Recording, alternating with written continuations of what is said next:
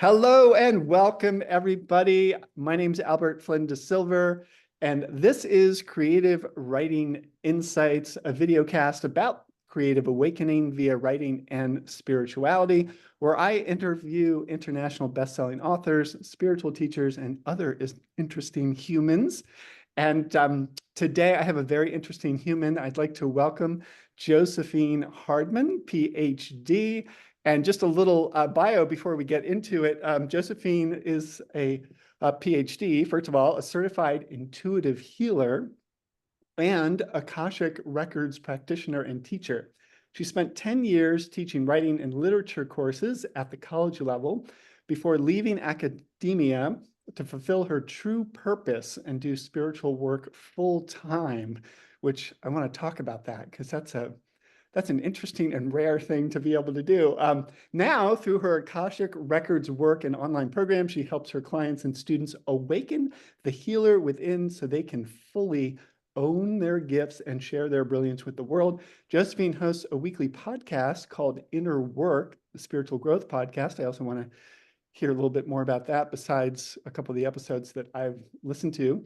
And welcome, Josephine Hardman. Yeah, So happy to have you thank here. you. Yeah, thanks so much for the invitation. I love being introduced as an interesting human. So, yeah, that's beautiful. Thank you. Well, I want to kind of start at the beginning. I read something that caught me up on your bio. I think this was on your website, possibly, um, in regards to childhood experience and so forth of getting into this work. And it sounds like that your parents told you, and tell me if this is right, that you were a child of light. Is that Yeah, right? pretty much. Yes, I grew up, which I think is sometimes an unusual experience, but I grew up in a home with a mom who was a psychotherapist at the time, but also a medium. And people are like, Mhm. wait, how do those two things go together? But they can. And then my dad, who was a really experienced meditation practitioner, had done, transcendental meditation and traveled the world doing yoga and all kinds of things. So they already had a really spiritual kind of set point in terms of how Yes. they saw the world. Hmm. And I grew up just getting this reinforced idea that, you are divine, you're a divine being. There's so much more than we can see and touch and taste with our human senses. You can do anything that you set your mind to. So just really empowering messages, Okay, which so I'm these so are grateful incredible for. messages to be hearing from a young age. Yes. And it seems to me that this is fairly rare. And I'll just speak a little bit from my own experience. And I know from a lot of the people that I work with in the creative worlds that many of us were not told that we were children of light or God or anything.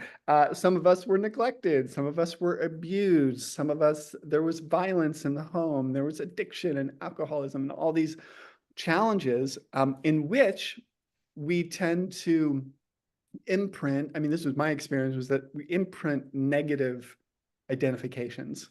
And Yeah.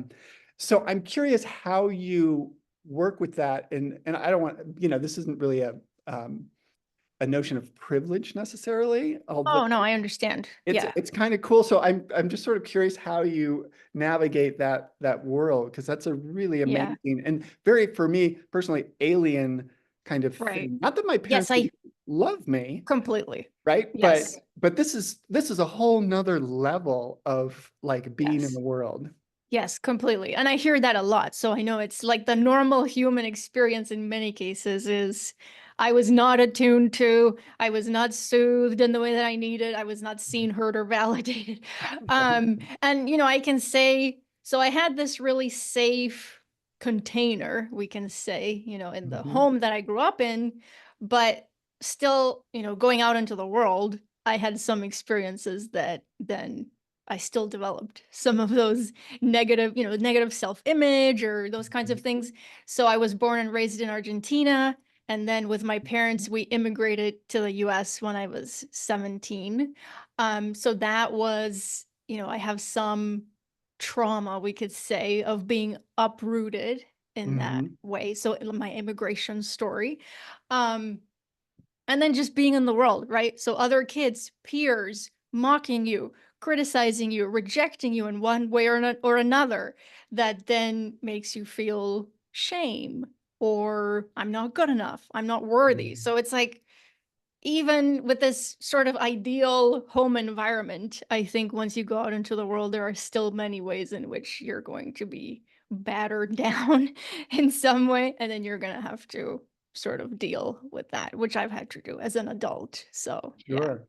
Yeah, the conditioning doesn't just come from our parents, Right. right? Completely. Yeah. Although that is the literal incubator. Um, so yeah, that's interesting. Now you also, as I understand it, you come from an academic background, Yes. which is very much about being in thought in your head, right? And in the world of ideas and mind versus, not versus, but I guess we could say in addition to uh, the world of spirituality, which is very uh, ethereal and airy and so forth. So I'm just curious how you made that transition Yeah. and where. Oh well, actually, you know what? Before you answer that Yeah. question, I just remembered the question that I wanted to ask about your parents was there any rejection of their they're like, oh, we're conscious and we're loving and you're a child of light and all this stuff is like as a kid you could sort of absorb that in and be like, oh, yes, this is cool. I'm going to go with this. Or like the other reaction is to reject. And was there any Yeah. of that? Yeah, that's a great question. I think the two questions you're asking kind of intermingle in some ways because I did, I so appreciated everything they gave me. It was so expansive. I could explore, who do I want to be and all these things. And also just being a highly sensitive person, being Mhm. having empathic tendencies, feeling things really deeply.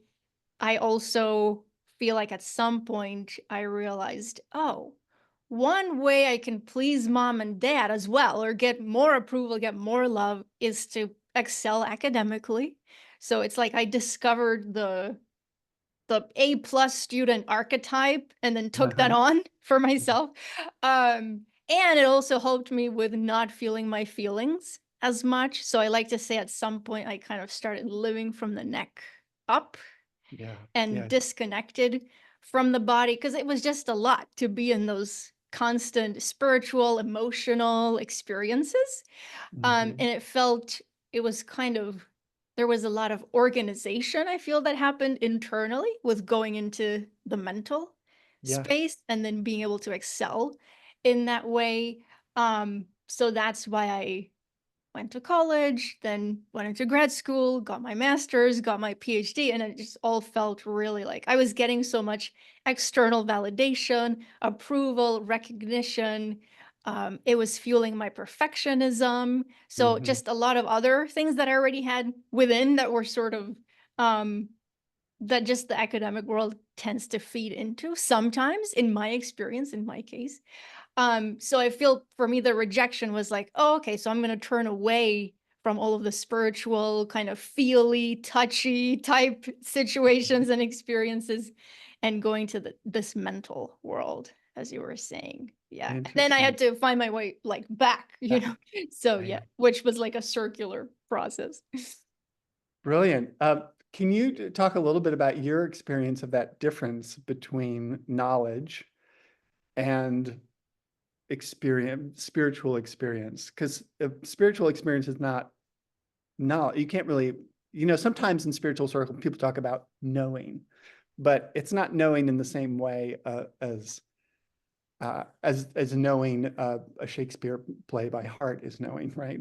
Right. Yes. And by the way, my dissertation was on early modern English drama. Maybe you already knew that, but so, Well, I yeah. did see that something about your experience with Shakespeare or Yes. teaching Shakespeare classes and so forth. Yes, exactly. Yeah, so the way I think of it is, with spiritual experiences which are so subjective and something that I think we experience through the body, and Mm, the physical senses. You know, it can be a sensory experience as mhm, well.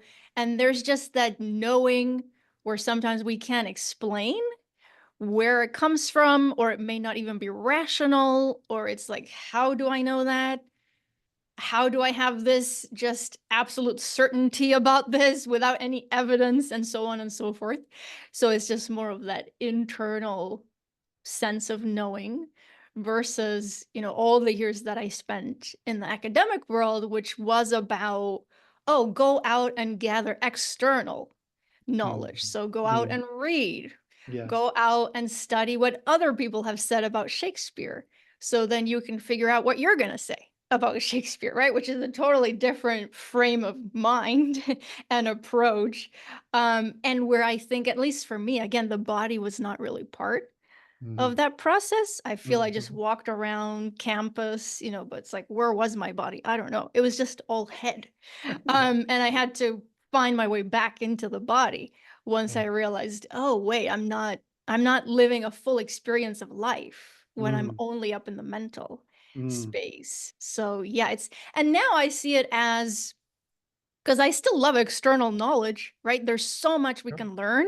Oh, We yeah. don't know everything. I think of myself as an eternal student. Mhm. So now for me, it's more about balancing the two, but also using that inner discernment of what is really true for me. Because just because it's in a book or whatever, or someone really important has said something, doesn't mean that it's true for me at a core essential level. So Yeah. just always kind of checking that against that inner sense of authenticity, who I really am, what I'm here to do, and if it resonates as true for me. Yeah. Does that make sense? It does indeed. Yeah.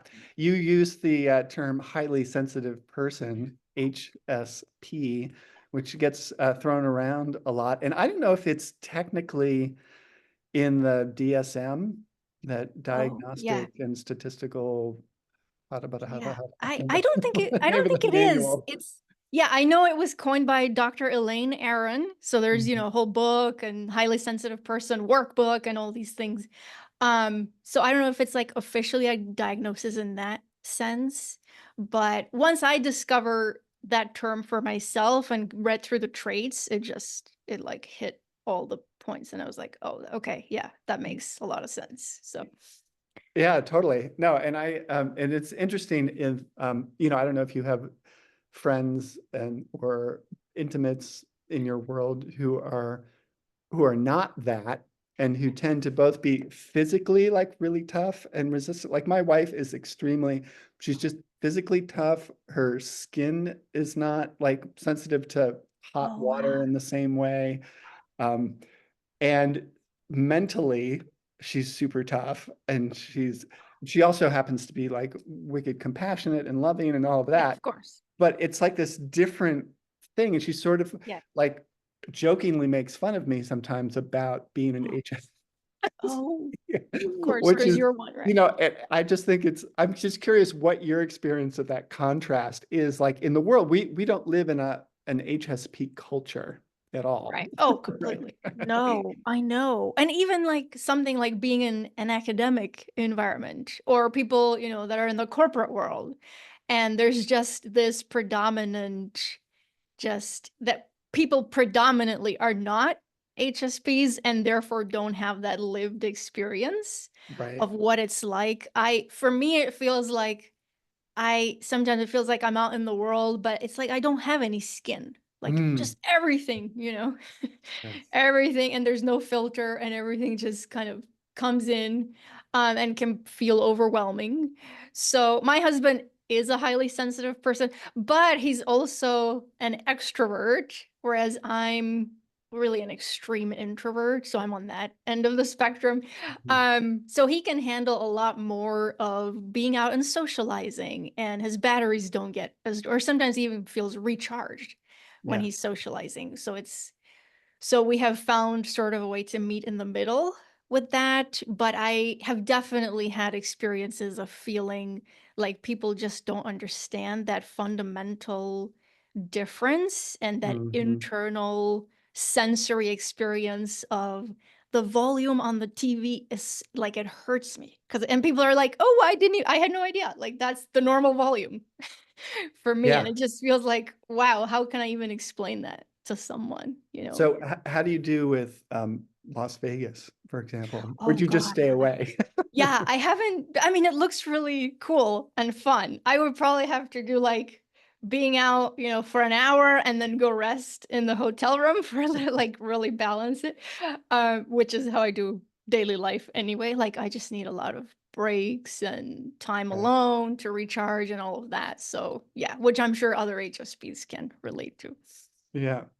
But on the other side of that, right, of course, the HSP it tends to be the artist, right? Completely. Who's noticing things that most people don't notice, right?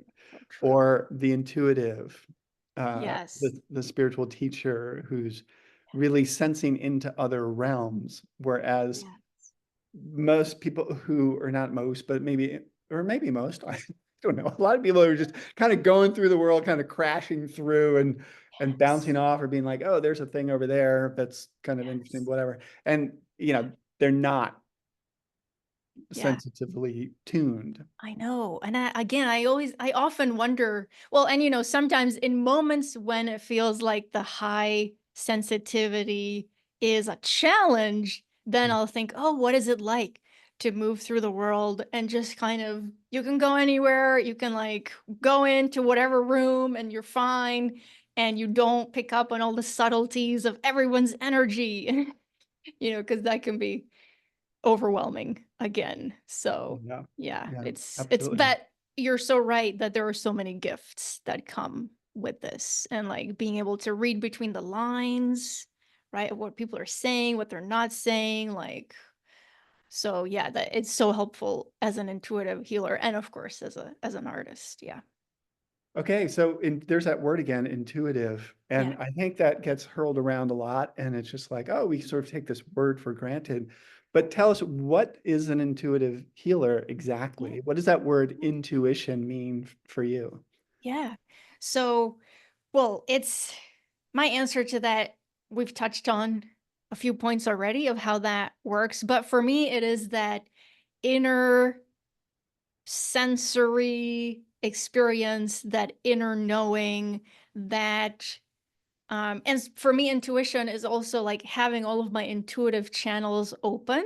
So, like clairaudience, clairvoyance, Mm. clairsentience, which is about the physical sensations. And then through all of those channels, And when I'm, let me just interrupt you there. oh, What yeah, do you mean by absolutely.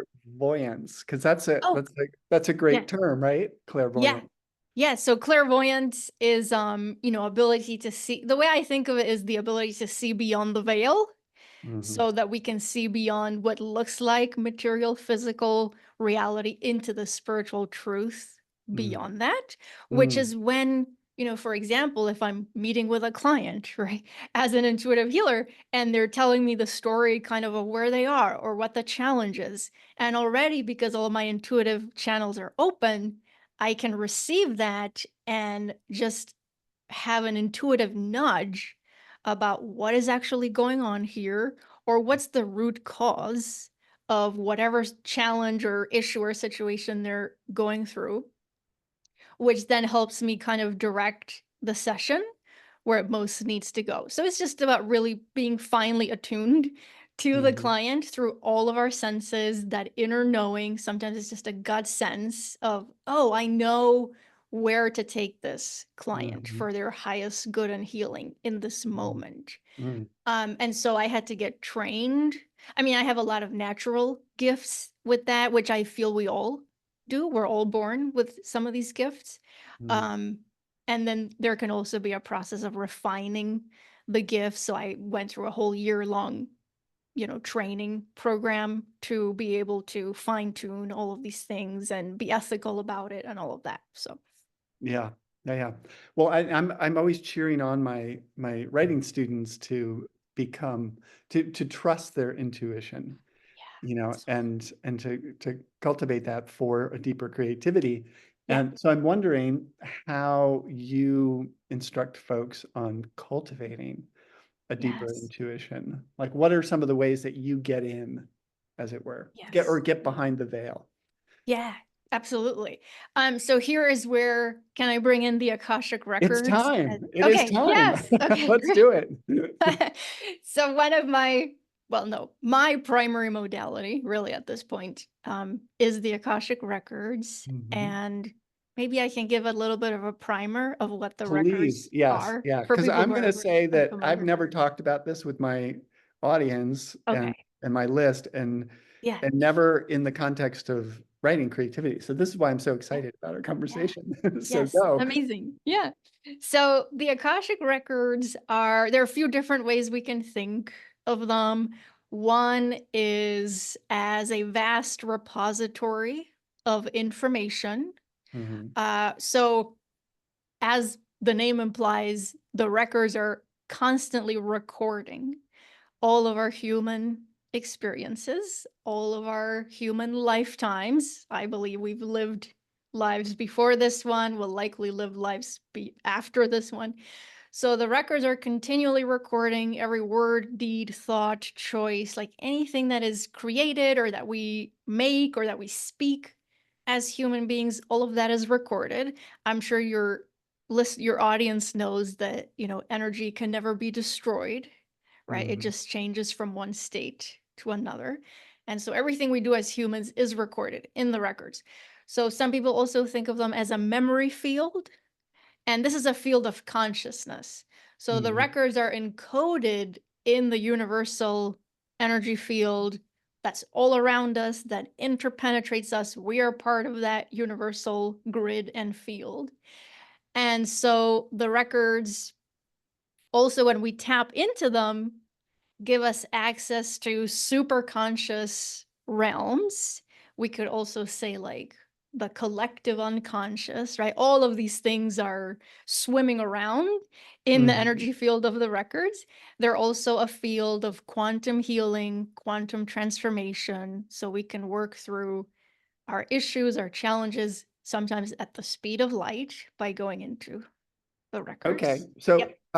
this is totally cool and brilliant. And is this tied to, like, where does that word Akashic come from? Is it tied Oh, to a religious discipline, a spiritual tradition in some cultures, or where does this yeah. name come from?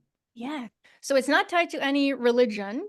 It does come from the Sanskrit Okay. word akasha, which we can translate as, again, a couple of different definitions, but one is as sky or ether. Uh-huh. Okay. Akasha also means hidden space or storage space, which we can't see with our human eyes, but it's always there, right? So we're always swimming inside of the records. So it comes from the Sanskrit, and then so the Akashic records, kind of as a concept, were introduced to Western culture by this woman Helena Blavatsky. Ah, yes, Yeah. yes, yes, Okay. So yes. the Theosophical Society. Yes, okay, this is Yes. great. This is Yeah. So great. basically, she kind of brought that idea to Western culture, and this idea that we can tap into this higher field of consciousness and therefore be transformed And when just we can I just. thread in right now, just sorry to interrupt, but I No, of totally course. want to thread in that the great poet Joanne Kiger, who lived here in Northern California, wrote a little book, a little chapbook about is it Helena Blavatsky Oh, or I've Helena? heard it. Yeah, I've heard it also, Helena. Yeah, I Helena. think either Okay. way. Yeah, some notes on her. So this is the tie, one of the many ties between writers and Helen Blavatsky. But go on. Sorry. Oh, wow. Yeah. No, that's amazing. I love how it's all coming together. Um, so as human beings, but well, we're human beings, but we're also divine beings.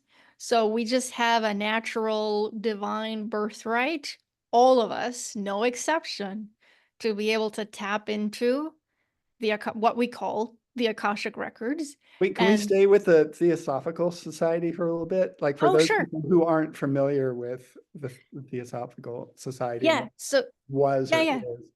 Yeah, so again, that's and it's not tied to any specific religion. We don't have to follow any, like, there are no strict, parameters to any of it, but it Mhm. was established. One of the main goals of the society was to bridge Eastern and Western.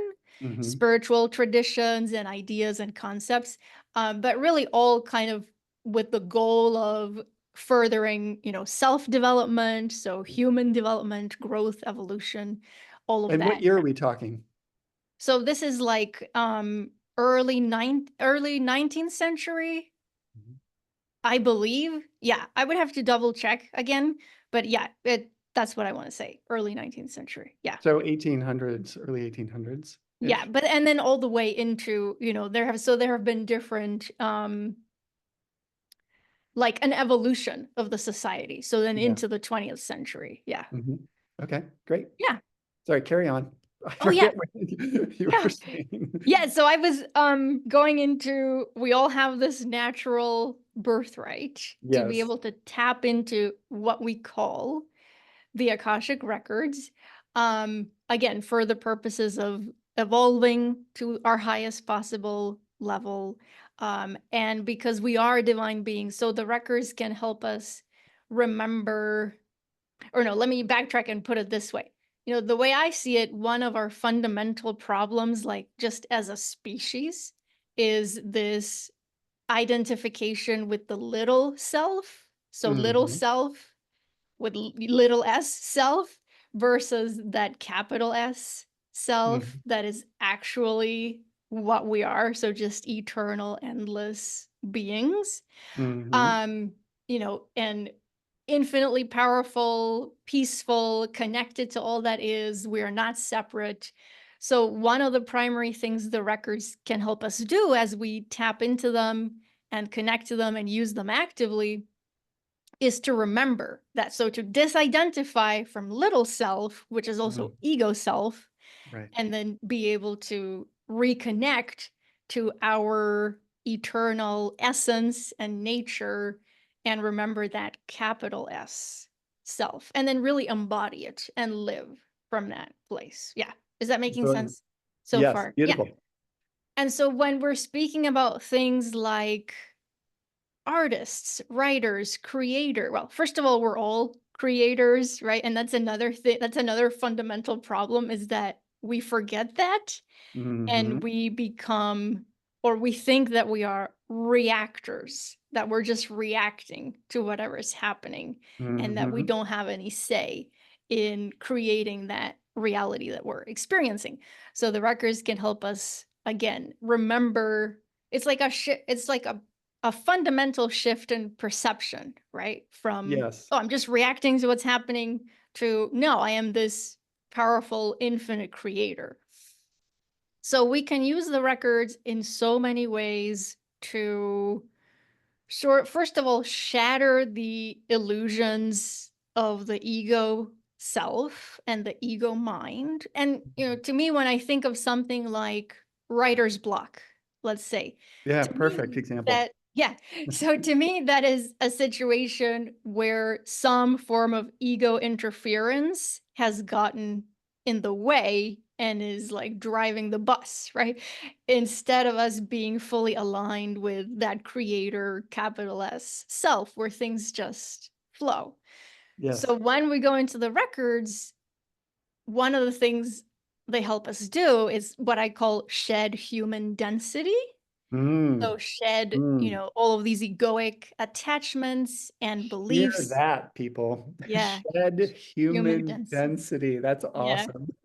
Yeah, so we get to go Underline, in. highlight. I know, underline. Yeah. So we get to go in and shed things like egoic attachments and agendas and schemas, right? Like, oh, I'm not good enough because my parents did X, Y, or Z or didn't do Right. X, Y, Right. or Z. Yeah, yeah, So we yeah. can go in and start to loosen up a lot of that. And then just naturally, your divine genius, your creative flow, it just, can move through you. So I think of it more as just getting stuff out of the way. And then just that natural process can unfold. Yeah. Brilliant. That's beautiful. May it be so for all of Yeah, you listening out there absolutely. as you meet the page or the blank canvas or the dance space or whatever your creative endeavor is. Yes. I kind of want to go back a little bit to this lineage.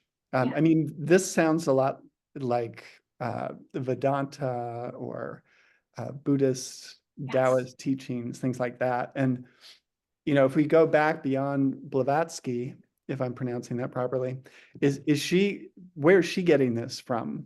You know, where's the Yeah. Theosophical Society? Are they in India? Are they Oh, in yeah. China? Or where are they getting these ideas about the Akashic record and that particular term? Yes. So again, it goes back to the Sanskrit. So it is India. It Okay. is sort of the Indian master, right? Hindu masters. So in Mhm. all of those texts, there was this idea of, oh, there's this cosmic storage space that is Mhm. continually recording that we all have access to.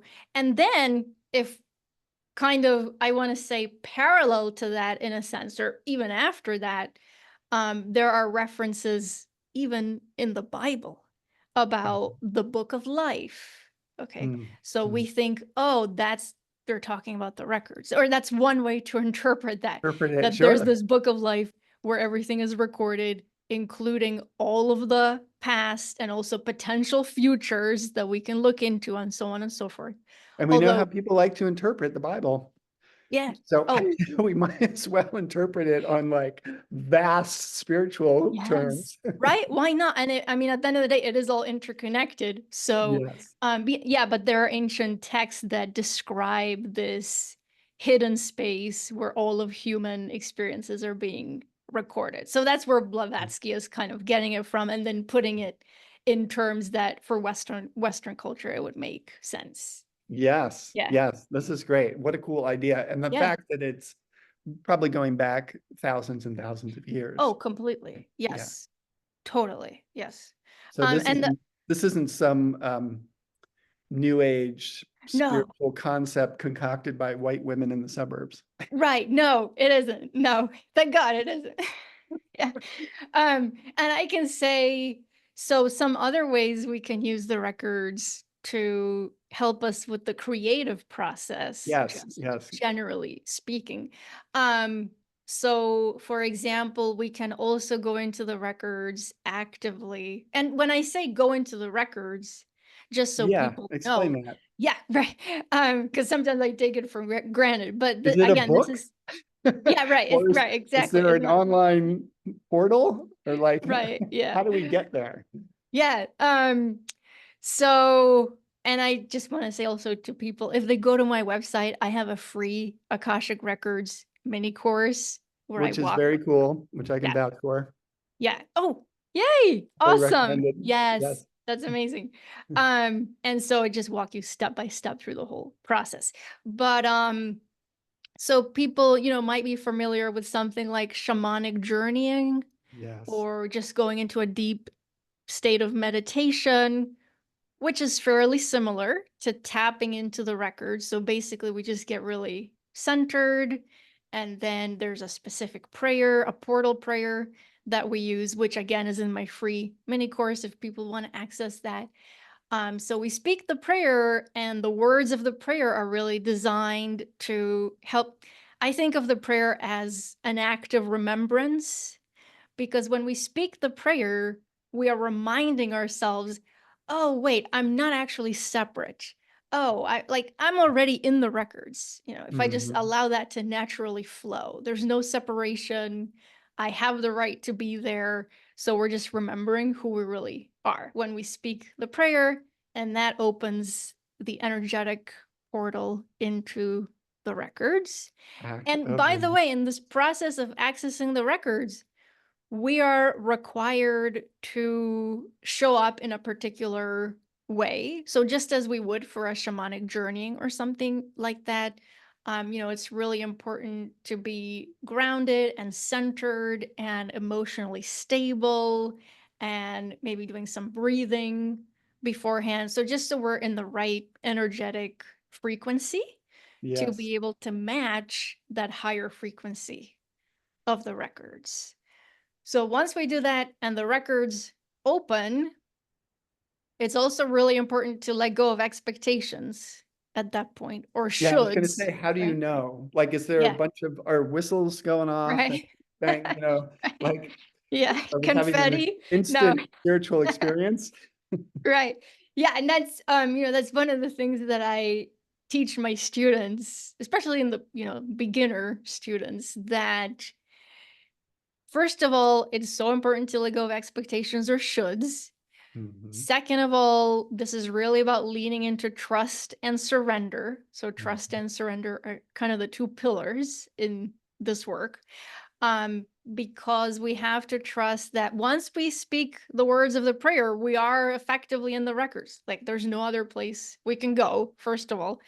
And second of all, that every single time we journey into the records with a clear intention and we open to the experience, we're gonna get exactly what we most need every mhm, single time, like no fail. There's no exception to that rule. And mm. sometimes what we most need is just silence, right? Yes. To just sit in the silence of the Can you say records. epic metaphor for writing a book?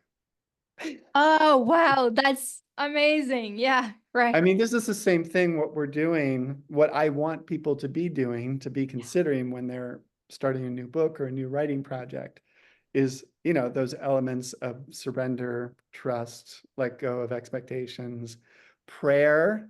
You don't think of like, oh, I'm going to my writing notebook, I'm going to say a prayer first. Say a prayer first, right? Like Yes. do that Yes. for writer's block to be released, Yes. for Exactly. creative wisdom to come down. So Yes. this is That's so cool. it's And so aligned. It's again, so I aligned. apologize for interrupting. So No, no, it's so yeah, it makes beautiful and perfect sense. Because one of the ways we can use the well, so first of all, once we're in the records, so we open to receive whatever we most need, trusting that it is for our highest good and healing. And also the records never give us something, beyond what we're able to handle in mm, that one sitting or that one moment. hmm, So, and then it's really about opening up all of those intuitive channels we were talking about before. yes. So, some of my students receive information through visuals or images. So, there could be a flash of an image or something, and then we have to decipher that. Some students receive through sensations or emotions that come Mm-hmm. up. Some students can hear a message, whether it's internally or it feels like, oh, there's a guide that's saying something to me, a word, a phrase. Yes. So then it's just about opening to receive. And so for example, for the creative process, we might go in and so we might open the records and then we could sit with the intention inside of the records of asking something like, um, and I'm just gonna give you an example. So this is one of the issues that I used to have with writing, in the academic setting. Mhm. Um, but it's also been an issue for me with the creative process just overall, which is I I hesitate to start a new creative endeavor because I have a hard time tolerating the discomfort of starting something and then like, oh, it's going to take a long time and there's going to be a long evolution to this. And I Uh-huh. don't know how it's going to go. I don't know when I'm going to complete it. I'm a completist by nature. Uh-huh. So I have to tolerate that discomfort of like, oh, I've started something, but I don't know. Can anybody else Oh, relate to that? Yes. right. And so I don't want to make that commitment, right, of starting because then, Sure. um, so you might go into the records and sit with the intention of asking, how can I support myself in tolerating the discomfort of Hmm. starting something and I don't know where it's going to take me, right? Which is Yes. also kind of a discomfort with just the mystery of the unknown. So how can I support myself with that? And then just see what you receive in that moment because you will get an answer to that in Yeah. one way or another. But then you can also go in and ask questions, about a particular story you're working on or a character, like Mhm. if it's fiction. So like, how do I move this character through this challenge that they're, or whatever, right? Or what's the arc? So just to get to kind of brainstorm with the Yes. records or workshop in there. We can also go into the records if we're having trouble editing which I Yes. also used to Anybody hate. having trouble editing out Right. there? Like, I don't want to cut anything out because I want to be precious about it. So we might open the records and then do the editing process with the records open, right? You're So giving me chills. This is so yeah, good. This is it's so good. yeah, This is it can good. help so much. So then the records can help you not be precious about it and just Uh-huh. like cut anything that is excess that doesn't need to be there. So they can help give us clarity in that way. And then even beyond that, once we have the completed project, we can consult with the records about where does this need to go once it's out in the world? Or Mhm. like how does it is it an energetic match for me to work with this particular agent, right? Mhm. Or this publisher or whatever. So all of these things we can ask about as well and see how it feels and what answers we get. Dang, that's just great. That is so Yeah. good. Yeah, So there's so good. much we can do. Yeah. Brilliant. Thank you for that and for breaking it down with such clarity and Oh, accessibility because yeah. it So could, glad. I remember first hearing about the Akashic Record from my therapist. Oh, I'm here in Northern yeah. California, so these Yeah. things happen. But she always talked about it in these sort of abstract terms, and she was really into all different kinds of uh, spiritual modalities. Um, and I just never really got a clear. It always remained the sort of abstract concept, and so to be able to integrate to hear it in such regular plain speech and how it might be applicable to my Yes. daily life as not Yeah. only as a human but as a writing human, a Yeah. creative human. And of course people were talking about writing, but this could work for painting, dance, whatever, entrepreneurship, right? Like Oh, anything. I've used the records to build a spiritual business. So I Yes, use them all the I'm so time. glad you Yeah. mentioned that Oh, good. because Yeah. this was my next question. Yeah. Um, so many of us who are HSPs or on seekers on the spiritual path, we live, and I'll speak for myself here, but we tend to live in the ethereal realms. And in my experience, it's like, I don't feel safe on Earth. Like when I was a kid, being on Earth was not safe, right? Because there were big, scary people who would kick your ass, kind of a thing. You know what I mean? And when I got into spirituality and meditation and yoga and all these things, I was like, wow, this is like I can transcend. And I did have some very profound early spiritual awakening experiences, which both, much of which was integrated, but some of Mhm. it was like, "Ooh, I'm going. See ya." Mhm. Like Mhm. I'm Mhm. out of here.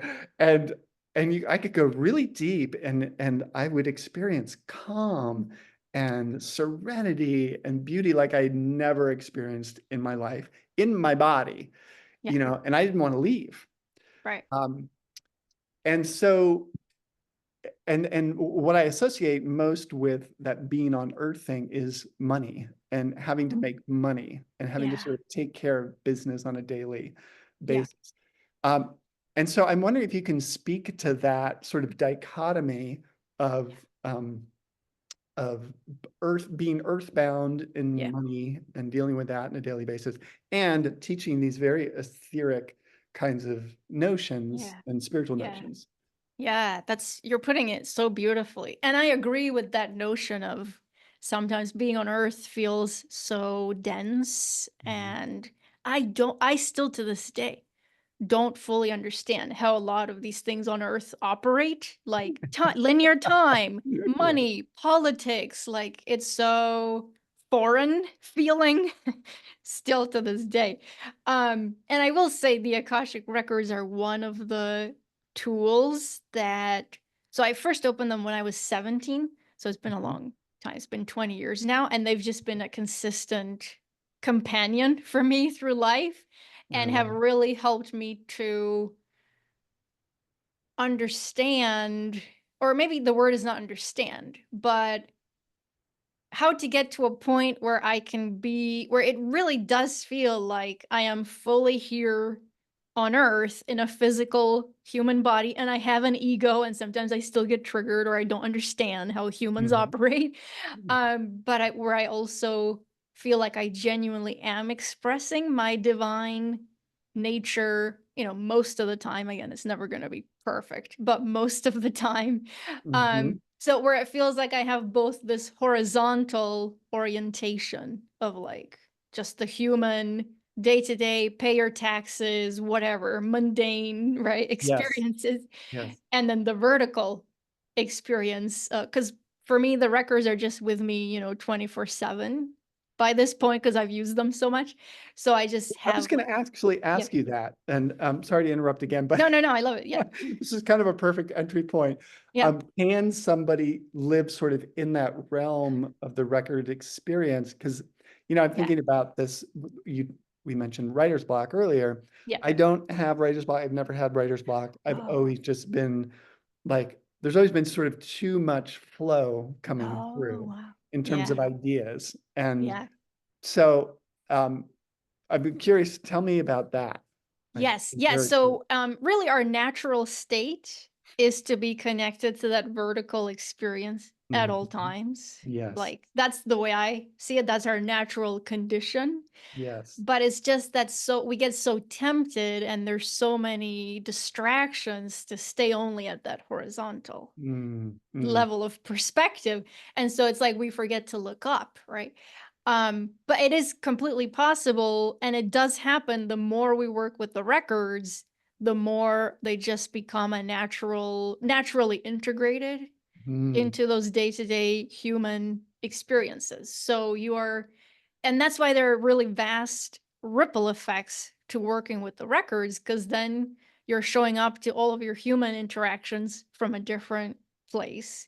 You're yes. not carrying as much baggage into all of them, or like the old filters from the past, right? You can actually see like the person sitting in front of you in the present moment as they are now, instead of, oh, I'm seeing my mother through them, right? Or like whatever it is. Right. Um, but Or yeah, you're that's projecting. Is that what you mean? exactly. Yeah, Yes, yeah, yeah. projecting or like seeing someone today, but from the lens of the past, right? Where it's like we superimpose the past experience onto whatever the situation is today. So we're not seeing it clearly, right? Right. So it's Um, like that, like if someone cuts you off in traffic and yeah, you're like, "Ah, blah, blah, blah," yeah, but you don't know if that person's mother just died and they're rushing to the, completely. funeral or whatever. Yes, And yes, so like it kind of breathe, like taking that breath back and yes, yes. reclaiming the spaciousness Exactly. to let them Yes. go. And stepping out of that ego reaction, right? Because that's the ego that's like, oh, we need to yell at this person for cutting us off. Yeah. Which if we're really aligned to our true selves, we might be able to breathe and be like, oh, right, maybe they're having a tough day, or oh, I don't have to take it personally. It's not about me, right? Um, so it is completely possible to get to this place where the records are just a natural part of Mm, day-to-day life. And so going back to the other question, so I've used the records pretty much from day one to build my spiritual business in a lot of different ways. So for example, you mentioned I have a podcast. So whenever I sit down to create an episode of the podcast, I just open the records first. And then I just ask, okay, what do people most need to hear from mm, me in this episode? mm. And then I just take myself, Josephine, at the human level, I just kind of take myself out of the way. And Yes. then the records are just Yes. like, this is what it is. And then I just Uh-huh. type it, and then I just record it, and then I put it out. And it's that simple. So it's like, it feels pretty effortless, to do it that way. And it's sustainable because it doesn't feel like, oh, I have to be creating content constantly, because it's not really me. I just get myself No, this out of was the my way. biggest block having formerly having an online business. I still kind of have an online business, but I have a day job now. But Yeah. it's like, and you feel that pressure Yeah. everywhere on the internet and on Yep. social media. content is king. Ooh. I know. You know, as I sort of know. as a writer, and artist, that term content makes me want to throw up. Yeah. But um, I know. I know. Yeah. I Well, and digress. a lot of like, yeah, a lot of the quality of the content out there is, yeah, I hear because there's that pressure to like constantly have to put something out there. So it's, Yes. yeah, Yeah. Yeah. Yeah. which is just not natural to like the flow of like true genius, which sometimes takes time, or you just need to be out quietly in nature, for a Mhm. week, and then it starts to flow. Yeah. And And I've what I'm also, hearing from you is I that mean, it's you know it's not about Josephine or it's not about Albert. It's about, how can I serve, yeah, and what's most needed in yeah, this moment, in this time. yeah, And when we say that this time, we're meaning like this time, not like, yeah, 5 o'clock on a Sunday, but like no, culturally this time, exactly. spiritually this time, and Yes, listening for that intuition rather than imposing, that's which it. is our That's a good word. default. Like that would be my default, would be like, oh, I'm going to impose because I'm pressured. Like, Yeah, I don't have much time for this. I got to, you yeah, know. And so to invite in, same way that you meet the book, you meet the blank page with that same invitation, right? yeah. I love that word for that. Yeah, it's that input, which again is coming from the ego, Mhm. right? Oh, I have to create a certain meaning or put a certain meaning on this or Right. prove my worth by writing Yes. something really brilliant and blowing everyone's minds, which, Yeah, may right. happen, may like, who knows? But Don't get me started on that one, right? right. Let's just like, And that can happen, I'm sorry, but that can happen also when I'm doing an Akashic Records reading for a client, right? That can happen of, oh, with this reading, I have to blow their minds every yeah, single time. And there's yeah. that pressure, which is why we have to get the ego out of the way, because it's not about me in that moment, right? It's about Yes, yes, how, yes, yes. about being a representative of like something higher, wiser, right? And then just allowing that to flow through this physical body. Yeah. Yes, beautiful. Yeah. Beautiful. So I want to stick with it. We don't have that much time left, but I want to stick with this money and business Yes. question. Yeah, absolutely. And so is this, I mean, this is going to be a little bit of a personal question, so you don't have to answer Oh, no, it's good. Yeah. too, but I'm going to ask It's it all good. anyways, because I'm dying to know, and I think it might be instructive for some of the listeners Yeah. who either have online businesses or have thought about having an online business. Like, is this something that you do as like a full-time, like this is my business. I actually make enough money to pay my insurance, pay my bills, feed my kids, pay my taxes, because a lot of people think like, oh, yay, I made $100,000 on my online business, Yeah. but you can't actually pay your tax. In my experience, you Right. can't pay Yeah. your taxes, feed your kids, buy insurance for yourself as a business Right. owner Right. on $100,000. You just can't do Right. it. Like, Yeah. Well, not these days. You can't. Yeah. yeah. Right.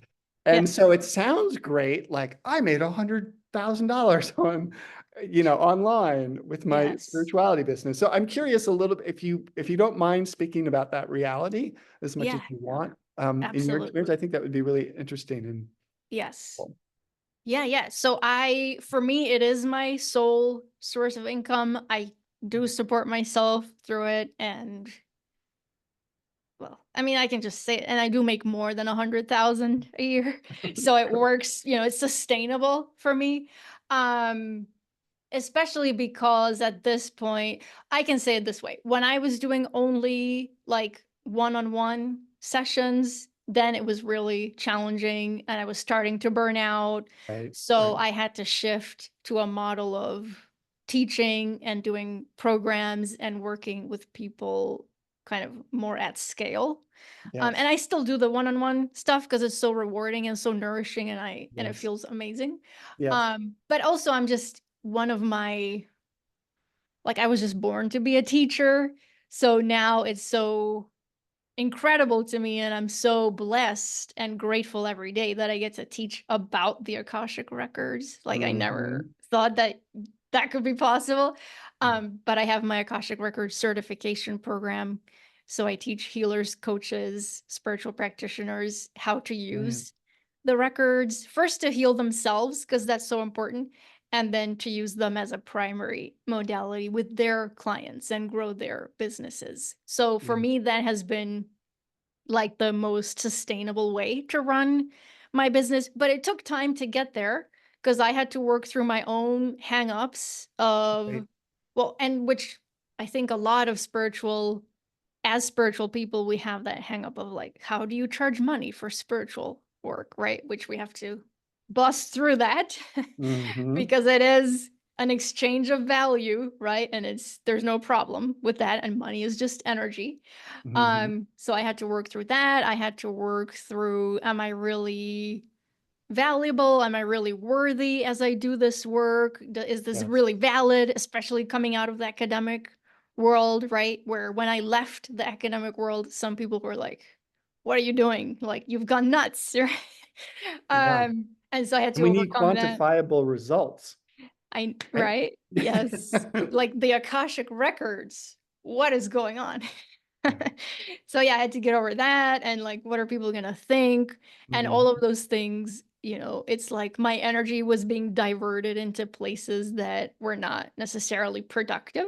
So I had to overcome all of that. Luckily, I had the records to help me work through all of that. And I also just used the records to check in all the time about like what is the most ethical, in integrity, reasonable, but also, and I'm talking about pricing there, like what is the most ethical way for me to price this Yes. program or this Yes. service or whatever Hmm. that feels really in integrity, where I'm also valuing all the things I bring to the table and where that pricing reflects that, right? Which is really important.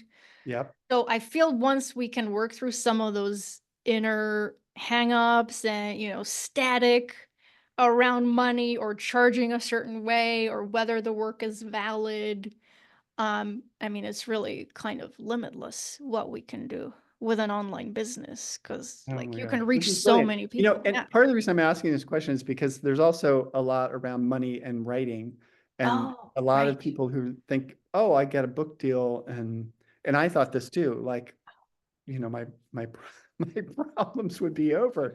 Um, Right. and that's just not how it works. Like, don't quit your day job, with the Right. writing. Right. There's no cheese down that tunnel, Right. and of course there's exceptions to Yes. all these rules. But if you look at the statistics, Yeah. like both for um, writers who are successful financially in the world Mm. and even businesses, small businesses, online businesses, especially online businesses, um, it's not pretty. It's like Mm-mm. less than 10%, 5%, Mhm. something like that, Yeah. Oh, um, completely. can Yes. make it. And then your definitions of make it are variable. Right. Um, It's so true. And I but should also add, as I was transitioning out of academia, I'm a yeah, talk risk about that. averse Yeah. person. Uh-huh. So I didn't just say, okay, I'm going to quit and then have nothing and then try to build something, out of nothing. Because Yeah. also learning how to be an online entrepreneur, like huge learning curve Yes. there, right? Like not knowing anything about that. And so who did you study with? Did you study online with any of there's a lot of Yeah. interesting teachers out there, particularly in the women's space. I Yeah, think it's true. Yes. Marie, Oh, right. Marie, help me out Yes. here. Oh my gosh. Her name is, what is it, like Marie Forleo, is it? Yes, thank you. Yeah. Yeah. I'm thinking Yeah. Yeah. about Yeah. her as just one Right. example. She has, Yeah. So at the beginning it was like hodgepodge, like, oh, I'll try this marketing strategy. I'll try like, which again, you can use the records to ask, is this marketing strategy aligned right. with like my energy? Um, but I would say I've learned the most, and I often will refer people to these resources. So I've learned the most from this guy called Andre Chaperone. Yeah. So he Haven't heard is that. like an online marketing, I mean, I say marketing genius, but he does it in a like completely ethical way and that really like shatters the paradigm of online marketing, like what it traditionally is. Um, So Andre Chaperone, and also I just have an online business mentor that I've been working with for years. So that's Elizabeth Purvis. Mhm. And yeah, she does amazing work as well and helping healers, therapists, coaches, so just people in the transformational world Yeah. Yeah. get to like seven figures and beyond. Wow, So that's yeah, she's great. amazing. Yeah. That's great. Well, and this is practical spirituality that we're talking about and Yes. practical creativity. It's so true. Um, Being in the world, staying grounded in the world, and also Yes. um, not losing the thread of deep connection to higher realms. Um, Yes. okay, one last question Yeah. because we're going through time, and this is so fun, by the way. I mean, I feel like we could talk forever. Um, a lot of people online who are teaching have book projects or creative, you know, decks Yeah. and things like this. I'm curious, Yeah. I didn't see any sort of shop or products on your website. I'm just curious if Right. you do have a book in the works or some kind of media like Yeah. that you're working on. Yeah. So I love that question. Yes, I definitely feel there's a book that will come out at some point out of me. And because I feel in a lot of ways it's like I'm already writing a book by writing my podcast episodes like every Yes, week. I mean, that's like an amazing amount of content. I've had that podcast for about 7 years that's now. So if I go back, and it's like this is most like because I've heard a couple interviews on your okay. podcast. So do you Yeah. do both interviews and Yeah, you solo. I do mostly solo yeah. episodes, but then I also interview some interesting humans like yourself. Um, but I also have a workbook in the work, so like a companion to my podcast, Mhm. which ideally will help podcast listeners kind of deepen their Yes. inner work and their spiritual work. But that's like a more practical thing.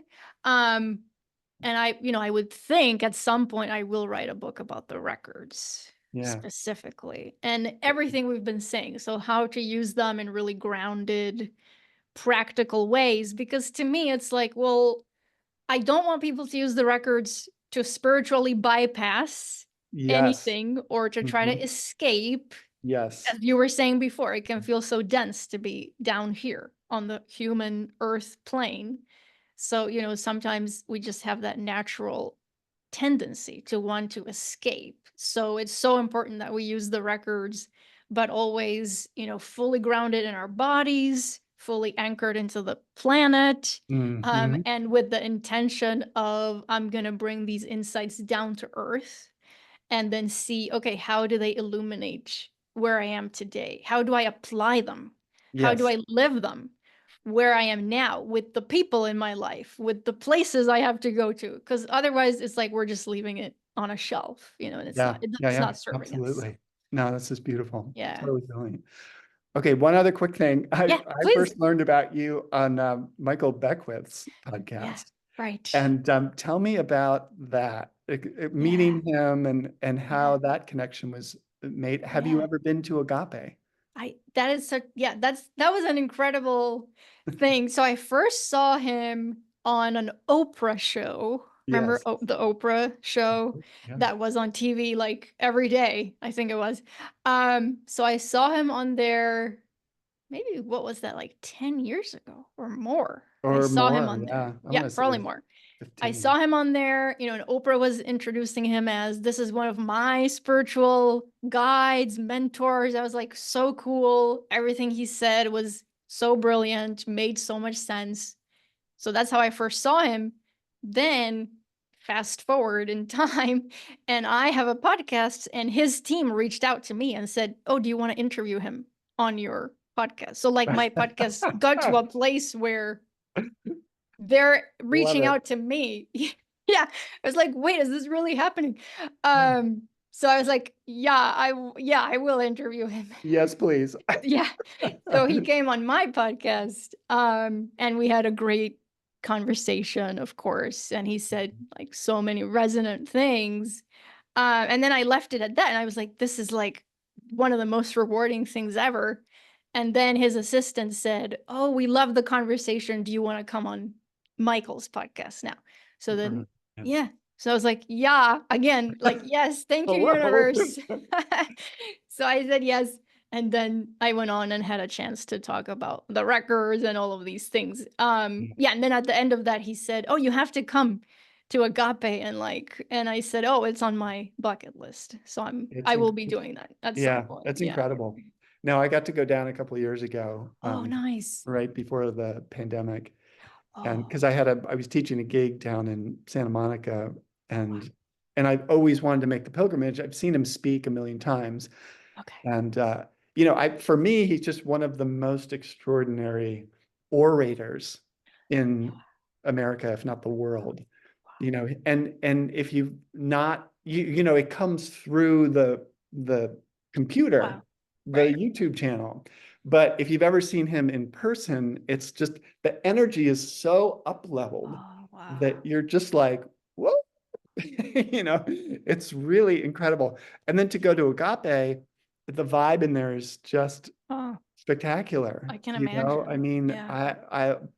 I was speechless Wow. just Yeah. being there. And it wasn't, not just him, but the community he's created and the Wow. people who greeted me when I came into the aisle, and I'm sort of shuffling my way back. They looked me in the eye. They're like, "Oh, hello, hi, who are you?" They grab both my hands and they're like, "Welcome."